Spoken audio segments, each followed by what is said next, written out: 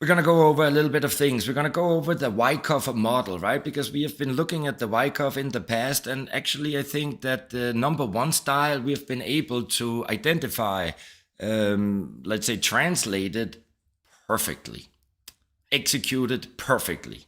Then we're going to look a little bit at some small crypto news, combination of some good coins. And of course, also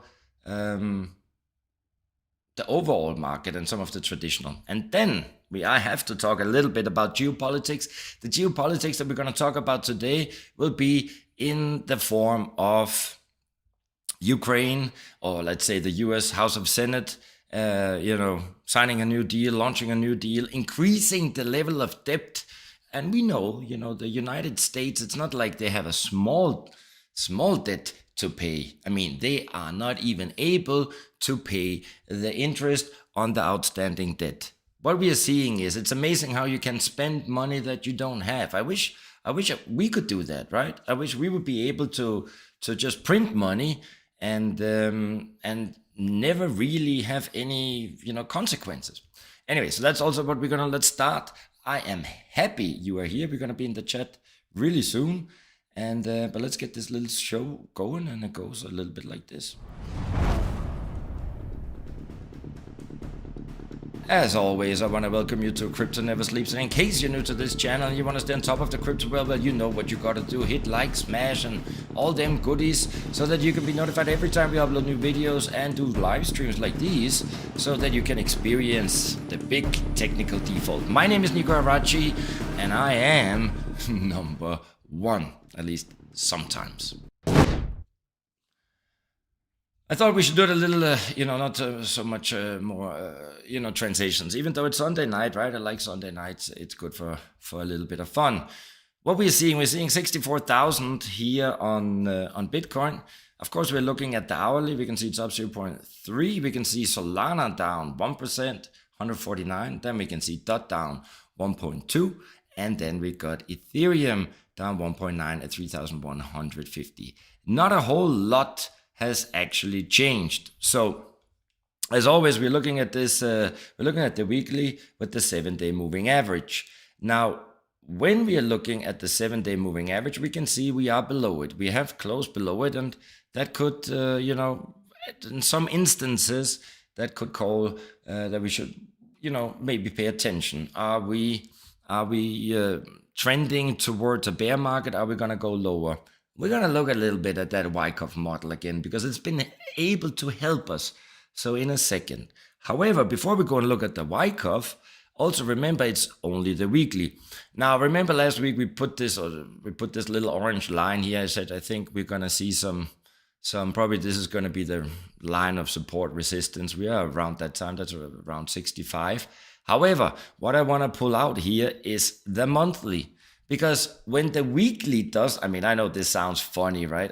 This is just, because first of all, I'm not a man who really believes in this technical analysis. So we're just using this as a matter of, we look at it together and then we would see, where it takes us. However, if you look at the weekly on the monthly, and it has been a damn good indicator. The reason is, remember, we go out here when we look at, so on the weekly, we are below the 7-day moving average. However, if we look at the monthly, we are way above the 7-day moving average. Now, I know one of you, I remember once there was somebody who viewed and said, what are you doing, the 7-day moving average on the monthly? This just gets more and more funny. Yeah, right, But we do know you come to this channel also sometimes to get yourself a hell of a laugh, a good laugh. However, our laughs, they bring money in the right pocket, in the back pocket, and in the left pocket. However, if we look at this trend, and I think it is important, I think this purple line here, we can take that away. We don't need that one anymore. And then just look. Once we started actually with the bear market and we start going below, this is on the monthly, and we've started going below the 7-day moving average, ever actually closing, and that was in December 2021. We then had, a long time, we know, basically down to January 23. It was a year, right? More than a year, where we were below the 7-day moving average on the monthly. Then we pushed through, and we are very much above it. So what would that mean if we, I guess basically we could almost, without being scared, pulling down, having a correction that could take us down to around the 50K level. I don't think we will go there, but even if we would, what I'm trying to say is, even if we would, I still think that we are in a hell of a uptrend. And I wanna push some news here that I wanna go through before we go and say hello to the chat. And you gotta bear with me today with these live streams. It's not always, it's not always perfectly made. It never is. So I just need to turn this here on. 1 second. Properties and I hope you're doing something on the side, having yourself a good dinner or something. Enjoying life, listening to me in the background. What I wanted to point out here is not yet the Ukrainian 36, but there is a good article, and there's actually two I want to go through from Cointelegraph right here. Now the first one, and this is this one from BlackRock, right? Look at this. BlackRock hits 69, and that's my favorite number. 69 days of inflows on whatever the 20th of April halving day. So what I want to take from this article is that, as they write here, thanks to the success of the spot Bitcoin exchange traded funds, ETFs, market observers are celebrating a halving, which has been almost too perfect. We're going to talk about that halving in a second. That is not what I think is so important at the moment, the halving. What is important here, as Balchunas here summarized, it's all a little too perfect. What is perfect, however, is that the Bitcoin ETFs, they have seen a market slowdown in inflows since hitting their peak in March. But despite that, they have yet to see a single day of outflows. I mean, if this is not a good indicator, and we are far, it hasn't even reached mainstream, the little investor yet. So, the next piece of news that I also wanted to say, I mean, Bitcoin halving.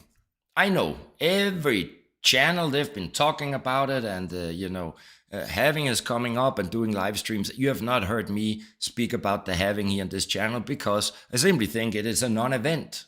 I think it's a non-event. I mean, the Bitcoin halving, basically, for those of you who don't know it, what happens is that the miners that are, they're producing or verifying the blocks, they get rewarded. And when we are having a halving, it goes in half. So that means that the miners are going to get half of what they got before per mined block. And we can see here. So the landmark occasion sees a reduction in Bitcoin miner rewards, dropping from 6.25 BTC per mined block to 3.1. And obviously the question is always, what is the cost benefit of being a miner? And I also actually had a mining farm in Iceland back in 2016-17. We were mining Ethereum. It was hilarious, just like Eddie Murphy. No, it was interesting. There's a lot of work with that. You gotta have, if you have a big farm, it's profitable. But nevertheless, until now, we have always seen that after these halvings, Bitcoin tends to increase in price. So I think the reason why I didn't speak so much about it, I think it's a non-event, as I said. A non-event in the sense that it's just a further confirmation that we are on the right track. And why not just finish with these little bit of news updates before we go in and say hello and then get on to Wyckoff and some geopolitics.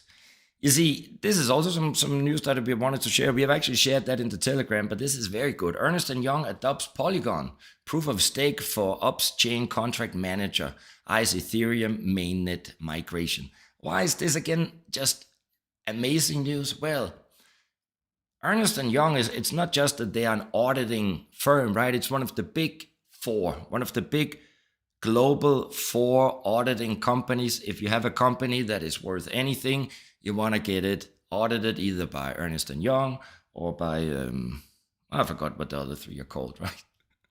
Anyway, so you want to have your company audited by them. So the fact that they are migrating onto the blockchain is just, again, just another confirmation that the future finance is being built right in front of our eyes, and it's being built on the blockchain. And from my point of view, it's being built on Ethereum. And remember, I love Polkadot, and Polkadot will be, we have a Polkadot update this week also. And Polkadot is just great because it's also going to be more interoperable.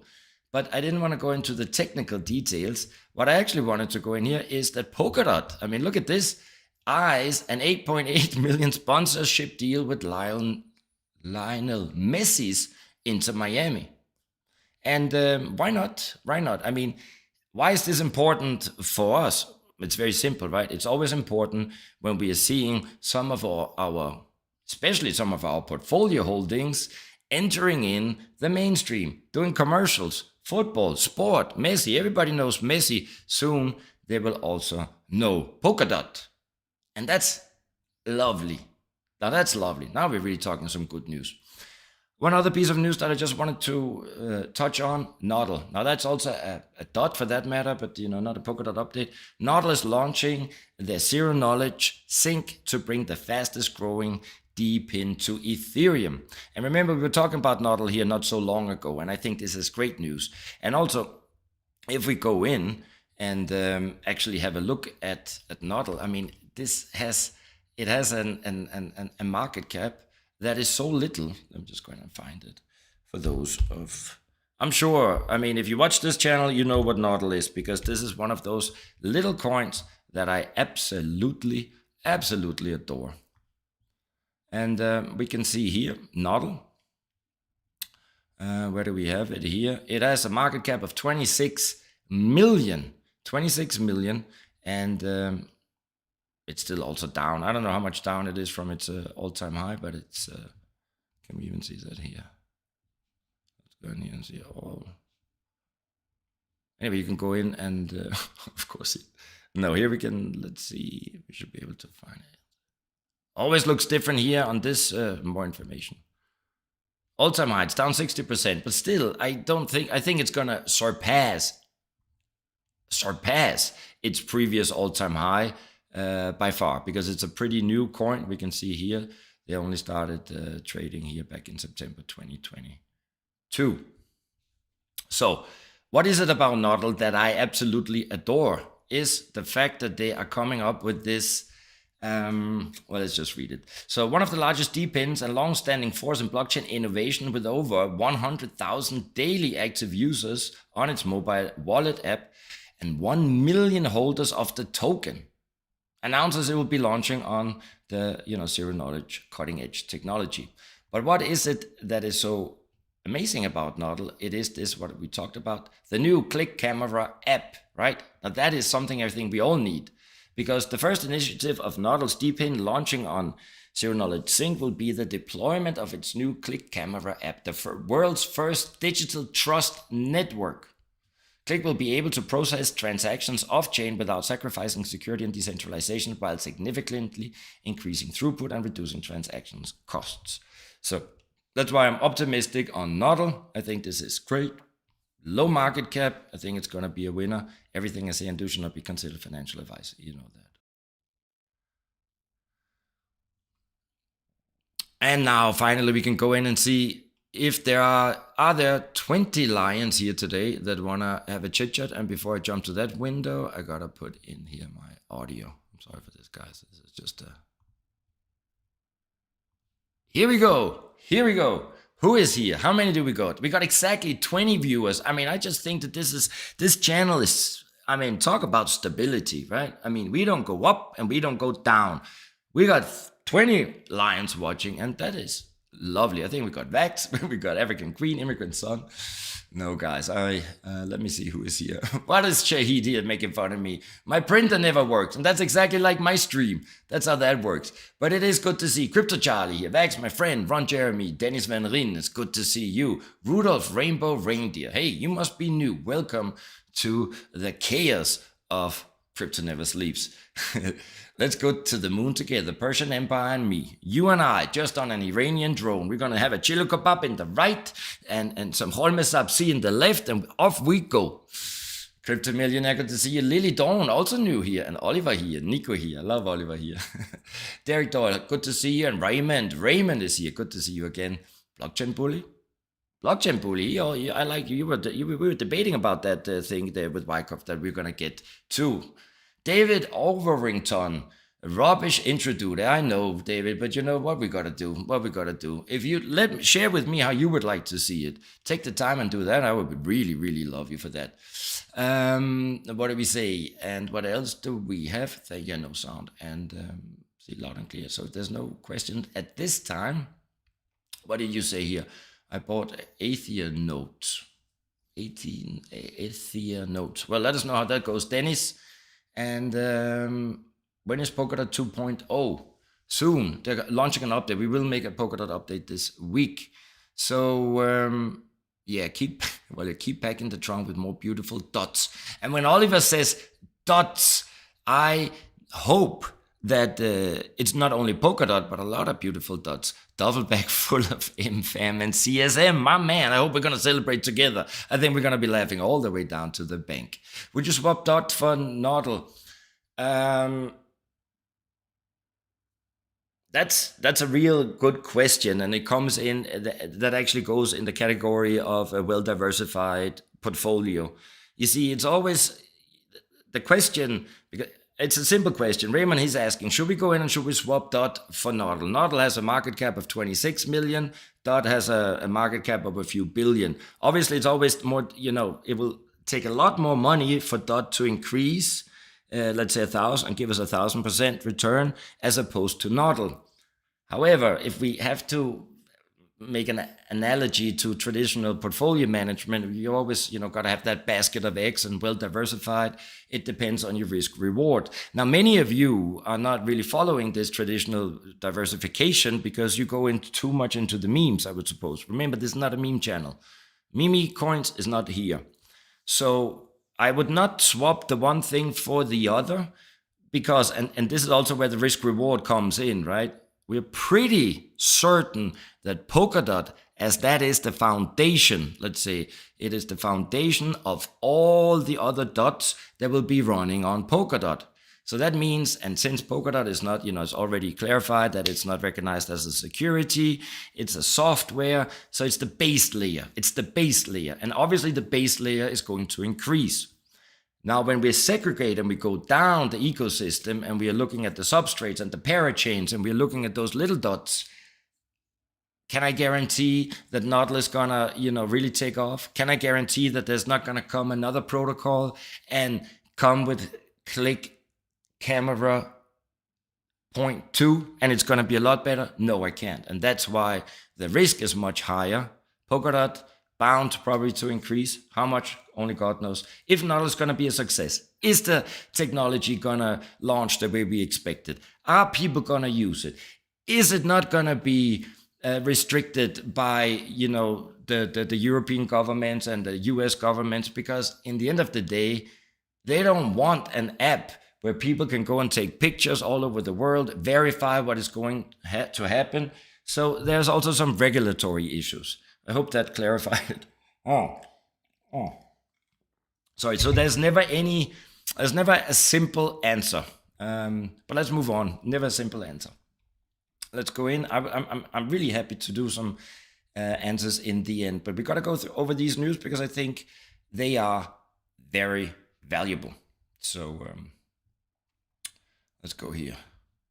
Let's go in here. Remember, guys, we were talking about the Wyckoff price cycle, and I think that a lot of you know what this means. So I'm not really going to go over it. Wyckoff was an old individual who was, back in the day, just with paper, he was following the trends of the market. So what he was basically saying, it's going to be a 2-minute summary. The market can be understood and anticipated through detailed analysis of supply and demand, because that's what it's all about, which can be ascertained from studying price action, volume, and time. The Wyckoff accumulation pattern is a chart formation that indicates the accumulation phases of an asset or a market, and by understanding the key characteristics and components, traders, investors, we are not traders, can effectively identify potential buying opportunities and anticipate price breakouts. And that's exactly what we have been doing. So remember, this is here the way that he clarifies it. We got oversold, we got overbought, supply greater than demand, demand greater than supply. I mean, this is all very basic. Now, remember, Wyckoff, he has two accumulation phases. He got the number 1 and the number 2. And we had a great debate back in September, or maybe it was, I think it was September, maybe in January, especially with blockchain bully, where we're going to see the accumulation number 1 or the number 2. Now, the only difference was that in number 1, we would have seen a spring test, as we can see here, that would have gone probably down to what blockchain bully was expecting, that we would have gone down to the 12,000. We never went down to the 12,000. We kind of stayed at the 15,000. Meant that the accumulation number 1 of these accumulation schematic didn't play out. And I was also more, I actually always believed that we were in this accumulation number 2 scheme. And I didn't think that we would in phase C actually go down below the 15,000, which is why I also thought that it was a good idea to, fill up the bags, the pockets, all the pockets. Now, there we got the definitions if we don't know that. So what I want to show you guys, remember, I think it's important that you watch this, right? Because this is just Wyckoff's scheme, right? How the market looks, historical, from his analysis. This is not Bitcoin. This is not S&P. This is his experience of all markets, right? So funny enough, I want to go back here, and we go back to this one, and this is where we started actually looking. I think we started before, but I wanted to go back around 6 months. This was in September. So in September, we had Bitcoin at trading around 26,000, right? And I was trying to show these phases, phase B, A, B, C, D, and E. We were in phase E. We're going to go up. And this here on the left, you can see the price hike. We are at 47,000. This is the high, so it's not the previous all-time high. So this was the end. This was in September at 26,000. Then when we looked at the end of 2023, in the beginning of 24, we had Bitcoin here at 43,000. So you can see on the left, we are starting in May, right? So we have here this May where it was at 47,000 in May 2022. And last year in September, 26. Then at the beginning of 2024, we were basically close to reaching May's high of 47. And if you look at this chart, it looks damn similar to this one, right? Damn similar. Now, when we look at where we are now, so let's use with today's price of 64,000. So you can see here on the left, this 47,000 are not quite, okay, but I should have, this is back in, I cut the chart a little, but it should have been around 47 up here, but now we're much higher, right? Much, much higher. And if we scroll, zoom out and actually go back to 2021 and have the previous all-time high of Bitcoin, which was in 2021, you can see that obviously we are dancing around it, but probably we are in phase E and we're going to take off. Now go back here and look at, you can see again, very similar. So I'm kind of proud that we've been, this is Wyckoff, right? This is not me, but we used it. It has been helpful, just like the 7-day moving average, right? So let's just go in and see, what does phase E actually say, what it is. I think this is important. Maybe let's read phase D and E. Because in phase D, if we were correct in our analysis, what should happen is the consistent dominance of demand over supply. This is evidenced by a pattern of advances, signs of strength on a widening price spreads and increasing volume, as well as reactions to last point of support on smaller spreads and diminished volumes. During phase D, the price will move at least to the top of the trading range, and last point of support in this phase are generally excellent places to initiate or add to profitable long positions. Now, of course, now we could zoom out and we can analyze and compare it with the previous all-time high and not just with the 47 of May as we did. But again, if we look, I think, not this one. If we look here, I think all signs are that we are on par to go to the moon. But what does phase E say? Because this is where I think we are. In phase E, the price leaves the trading range. That would mean we have to go out of the trading range, bouncing about the previous all-time high. Demand is in full control. Think about demand as BlackRock, 69 days of inflows. Demand is in full control and the markup is obvious to everyone. Now listen to this. The markup is obvious to everyone. It's important that we understand that, because now we go back to the psychology of mainstream media is going to push it. We need everyone to understand it, because we need everyone who's still not invested to put their coins, their fiat in, to pump up our coins so we can take their money and put them into our pockets. Unfortunately, that's how investing works. Anyway, setbacks, as we probably had last week, setbacks such as shakeouts are usually short-lived. New higher level trading ranges comprising both profit taking and acquisition of additional coins, reaccumulation by large operators, and that can occur at any point in phase E. These trading ranges are sometimes called stepping stones on the way to even higher price targets, just like Bitcoin 250 in October 2025.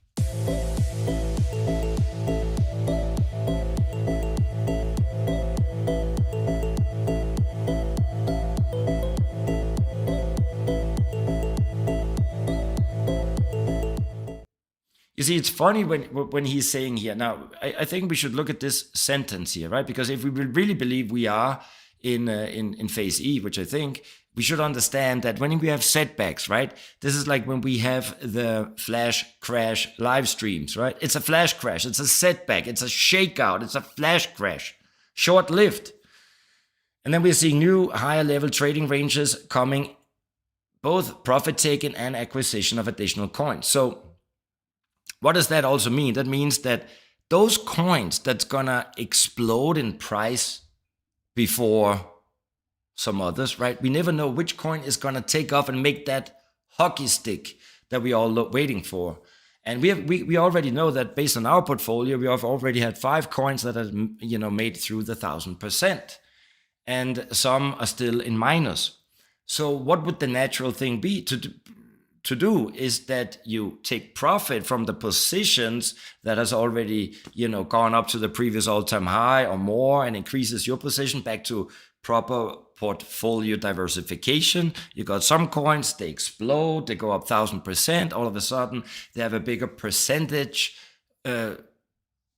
size of your portfolio. You sell some of them, and then you acquire other coins from the ecosystem, like Nodl. And what I like here also, by large operators can occur at any point in phase E. And this is also what I've been referring to as the white swan. Large operators, white swan. We don't know what's going to happen. You see, I have this feeling that the white swan could be Warren Buffett, for example. I think he could really take it off. Now, we saw with the approval of the Bitcoin and Ethereum ETFs, it didn't happen as a white swan event that really kick the price up, but I think ultimately over the next few months or the next year, we're going to see a price increase that's going to make us all happy. That was actually all I wanted to say about the Wyckoff. I do want to, if there's any questions and so on regarding the Wyckoff, if there are, remember you're 20 seconds behind me. So I'm just going to move on to this only one topic we have of geopolitics today. And then any questions after, we will talk about them. Geopolitics, what are we going to talk about? Well, remember what's going on here is that I believe that the world somehow, or let's say the policy makers in the United States, they're just obsessed with war and they want war to continue. And, I live in Ukraine, but I do think that it's a damn shame that we are seeing Ukraine getting 61 billion.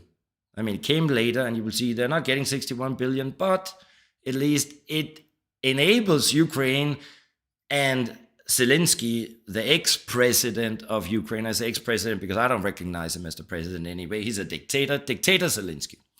So Ukraine will have a chance at victory, dictator Zelensky says. New batch of aid from the US would provide a boost, but thank God, only if delivered in time. Is it going to be delivered in time? Well, that's the question, right? So what he's saying, it's still possible for Kiev to emerge victorious in the conflict with Moscow because they're going to get this military aid package. However, and this is also funny, because the aid package is not solely intended for new weapons shipments. According to Politico, the biggest chunk of the money, 23 billion, will go to replenishing US stocks already used to provide arms in Ukraine. Well, that's great. So we can almost deduct those 23 billion. And only about 14 billion would go to Ukraine Security Assistance Initiative, which the Pentagon uses to buy new weapon systems for Kiev from US defense contractors. This is according to The Guardian. And then another 10 billion in aid was designated as a repayable loan to appease some Republicans, the British paper said. It's also pretty funny, right? So they're issuing new aid packages with new money in order to help Kiev pay back the loan from the first aid package. Hallelujah. Anyway, I like what Moscow replied. Moscow has responded by reiterating that Washington is causing Kiev to fight to the last mouse and Ukrainian man with its weapon shipments. And I think that's true. So they also said that the US would eventually end up facing a loud and humiliating fiasco on par with Vietnam and Afghanistan. And I'm sure that Putin and Xi, they also really have something to say about that. Nice and hot, spicy meat. Yeah, boy. Lovely. Yeah, they're just having a good time. It was actually funny. So I looked at this, the Security Supplemental Appropriations Act. Actually, this is what came from the Republican Senate or House or whatever. So the total bill is 60 billion to address the conflict, right? And 23 here, they also say themselves, 23 billion of which will be used for replenishing US weapon stocks and facilities. So when you actually go over the exact definition, at least how it came out from the Senate, we talked about the 23 million, then 11 billion for current US military operations in the region. I mean, that also sounds a little funny. 11 billion for the current US military operations in the region. What does that mean, actually? What is the US military operating in the Eastern Europe? Anyway. And then 13 billion for the procurement of advanced weapon systems, defense articles, and defense services. Who knows when they're gonna arrive, right? And then first I thought 26 billion, but it's only 26 million to continue oversight and accountability of aid and equipment provided to Ukraine. Bolsters oversight through in-person monitoring requirements. Now, another thing you should think about, that we all should think about, is it really fair and a good idea to give all this money to Ukraine, which is ranked, nevertheless, they scored only 36 points out of 100 in the 2023 Corruption Perceptions Index. And now Ukraine ranks number 104 out of 180 countries.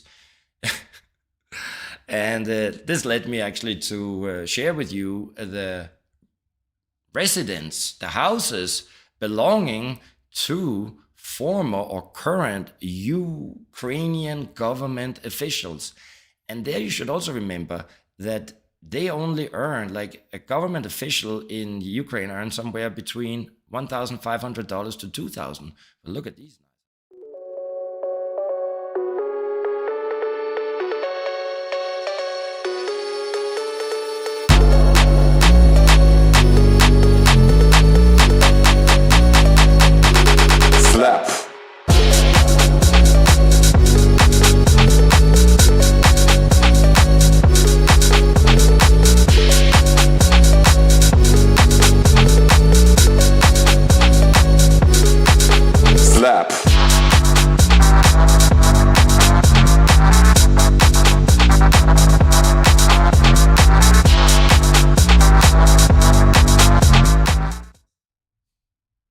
How do you like that? I mean, there's some mighty fine houses. Anyway, guys, this was basically it for today. Not make it too long, not too heavy. As I said, if there's any, they want World War III. They can't get it quick enough. They can't get it quick enough. I mean, they really can't get it quick enough. And let's hope it's not going to happen. But yeah, I mean, logic is a word of the past. No logic here today in this world. Anyway, so let's see how. Let's see. I can see. Pump it up. Yeah. Oh, yeah. I know you all want to talk. I know also more coins talking. James McLaughlin is saying, would you swap that for? We talked about that. Any thoughts on Ondo? No, unfortunately, Eddie. I can look at on. I should look at it. It's good to see you, McFallon. How do you compare Nodal with Render and other deepening project? It's difficult. I don't have any. I mean, don't know just like that. Yes, we're exploring the little dots and big dots throughout the ecosystem. Easy to run on any computer. Okay, come on, Milkman, buy in. You're using Uniswap for Ethereum for Energy Web token with pairs to swap Energy Web token. To be honest, I think I bought now I gotta I'm not 100% sure, but I think I bought Energy Web token. I think I bought Energy Web token on Kraken, and let's go check that out, because I can't remember. The reason why, I will also tell you, the reason why is because, I mean, Betty is not that a big holder, right? But yeah, on KuCoin. No, not, could it be on Gate? Probably. No, let me see here. Yeah, KuCoin. You can see, because KuCoin also has the highest volume, right? So you can see Energy Web token BTC, Energy Web token USDT, and yeah, so that's where I bought it. Also, the reason is because there's really not a lot of volume, right? You can see here on KuCoin, just in the Energy Web token BTC was 353,000, 344 with the USDT. So since as we understand, Betty is a whale, right? So so the reason why I like to do it on decentralized exchanges is that I can put in a price and kind of, a limit order. Because I find with Uniswap, it's more like, sometimes I feel that you can get better pricing there. So it also depends on what pair. I hope that helped. The EU is the same, that's for sure. Okay, so let me just see here. We are exploring the dot and EasyTron. Okay. So I hope that answer. What's World War News saying? Yeah, World War. Michael Pretorius. Long-time house, Kasama. Okay, let's just, also regarding the war, I am gonna make more geopolitical videos, because it has a huge impact, and it's also getting more and more recognized, I hope, by the little people, and that our politicians are sure not representing the people. I mean, even Zelensky, who is a dictator now, how does he have the audacity to crown himself dictator, stating that he's representing the people's interest? Just like Jimmy always says, he's an idiot. So there you go. There's your piece of shit Ukrainian president, who everybody still thinks is a hero because they watch the news and think it's real. Congratulations, you dumb fucks. And Vax is saying, unfortunately, Vax is very much on the core with what I think. They want to drag China in too, and that's really bad. That's really bad. But let's hope we can prevent it. But that looks like it's the plan. Anyway, guys, that's it from today. I do look at the chats, and I also understand that we need to have a good mix of individual coins and also about mainstream, not mainstream, but major news that are positive for the industry. But I do also understand that now it is more vital to identify the market leaders of tomorrow. And one thing I also want to point out, this is going to be a long process. First, I thought that I would take this channel until 2025 October, and then I would stop the channel, because once we're gonna see 250, I did my part. But then I understood, no. We have the opportunity, just like, remember the Web 2, the internet. Remember when we saw all these different telecommunications providers, back in the day, 20 years ago or whatever, we had, 20 different telecommunications providers. And then what happened, the bigger ones would buy the smaller ones, and the bigger ones would buy the bigger ones, just like the banking. And in the end, we would see it consolidate. Where we are now is that we got huge opportunity, but we also faced with the risk of identifying, sometimes the wrong market leaders of tomorrow. But I do think we're going to have lots of fun the next 5 years. So that's it. So what do we have here? Zelensky, he's a dictator. Yeah, I'm in Ukraine. I can't say that. I love Zelensky. I'm all for Zelensky. I think he's the man of the people, and he's not a narcissist. Some people claim he's a narcissist. No. I would say he's an empath, right? That's what I think. I think. What do you say, Oliver? Yeah, I think he's. Yeah. Zelensky, it's rumored he likes a little, party powder, a little cocolino, a little 100% pura cocaine. That's what they say. I don't know. It's not like I hang out with him. There we go. So let's see. Yes, I figure cocaine, they make it hard for us. Yeah, of course. That's a different thing what Oliver is referring to, because remember in the US you got these different laws. There's some coins you're not have access to, and that's why it's always a big thing when they get listed on Coinbase, right? So also, yeah, swap was high. How did you get? So how could you get cross shadow, Oliver, if you're in the US? Where did you get it? But we take what we can. I like that. That's how it is. Anyway, guys, Michael Pretorius, long time knows Kasama going for you. Dollar cost average, yeah, that's what we do with Kasama and Polkadot.